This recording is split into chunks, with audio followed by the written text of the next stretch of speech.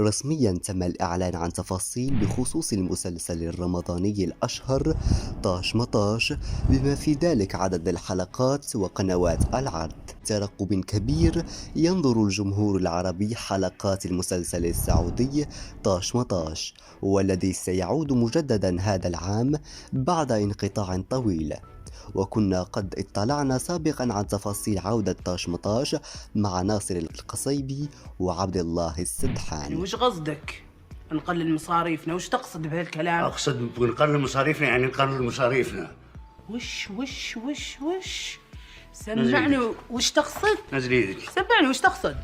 تفاصيل عرض المسلسل: تم الإعلان عن طبيعة حلقات هذا الموسم من طاش مطاش، والتي ستكون كعادتها حلقات مختلفة في مضمونها، والتي ستتناول قضايا اجتماعية بأسلوب كوميدي ساخر وممتع.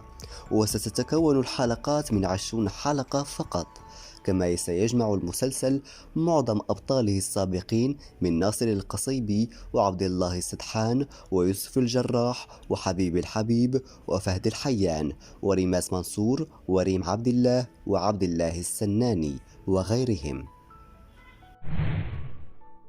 تداول رواد مواقع التواصل الاجتماعي قبل أيام مقاطع أظهرت كواليس تصوير المسلسل في شوارع الرياض، والتي ظهر بها الجمس الأزرق الشهير، مما حمس الجميع لمشاهدة هذا الموسم الذي سيحيي ذكريات هذا المسلسل وشخصياته المحببة لدى الجميع.